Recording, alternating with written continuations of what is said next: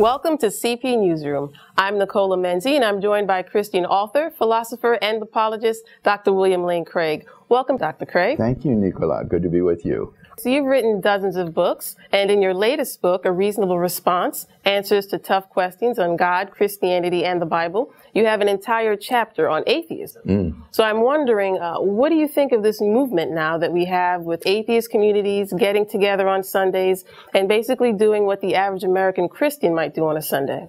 Well, I'm not really surprised by it. As early as the 1980s, there were many humanists calling for humanist worship services where they would gather together, sing songs, hear stirring messages to arouse their emotions, create a sense of community and purpose, and basically act as a sort of facsimile of Christian worship services. And I think we're finally seeing this begin to come to fruition now in these atheist assemblies. Okay, and I'm wondering, that was the 1980s. 30 years later, I'm assuming we have bigger atheist communities. Do you think it's the cultural climate now that's probably making this grow? I think that probably people are more willing today to self-identify as unbelievers or atheists. I'm not convinced that, numerically speaking, there are actually that many more, but I think that many people who formerly would have been reluctant to self-identify in that way are now willing to do so. Okay, and that's another point some observers are making about this movement. Some are saying, well, this will definitely give the atheist community a bigger platform. They'll have the ground to be more outspoken, to maybe, especially among the activist atheist community, who have a problem with the Christian aspects. For example, we have a humanist organization that recently pressured a local school to cut their ties with Operation Christmas Child. And the gentleman involved with that program, he said, well, we've accomplished our goal. We don't necessarily need to put in a supplement charity for this school to be involved with. And, he was successful, and that's the end of that. So do you think these communities now will embolden atheists to, be more on the attack? And is it necessarily something Christians should be afraid of?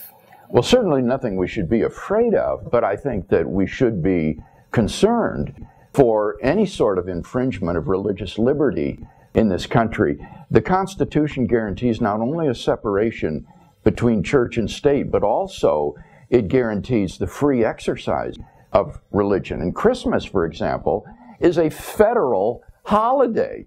It's a federally recognized holiday. So to have Christmas activities in public schools is unobjectionable, it seems to me, constitutionally.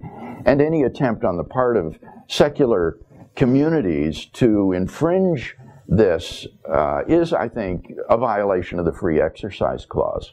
Okay, and going back to these atheist communities getting together on Sundays, and the official name, of course, of the movement is the Sunday Assembly.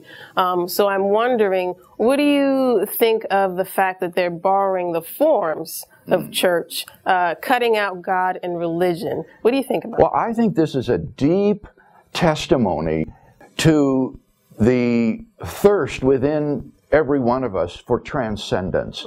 We crave something larger and greater than we are to impart an objective meaning and significance and value to our lives. And I think that this quest for transcendence is unmet in traditional naturalistic atheism. And therefore, this represents a kind of substitute for religion. It is a sort of secular religion. It serves as, if you will, a kind of emotional crutch for people who don't really believe in God but can't get along without Him. It provides a religious facsimile for God belief and Christian worship that is suited to secular mentality.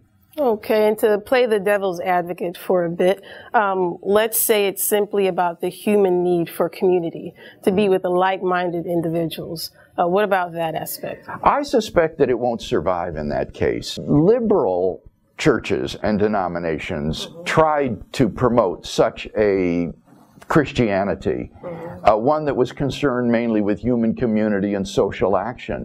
And those denominations, as you know, are now withering and dying. Their seminaries are closing or merging, whereas those denominations that have remained true to the biblical message and faith are the ones that are growing and increasing in their membership and influence. So I think that this is really a death wish on the part of these types of denominations, as well as any sort of secular substitutes for them.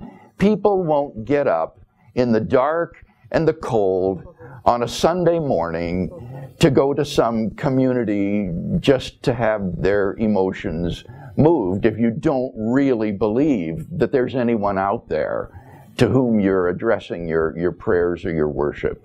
Wow, okay, so these atheist churches, they're a bit of a compliment to what the Christian churches are doing, and you're saying they're not really going to last because they're missing the vital element of God.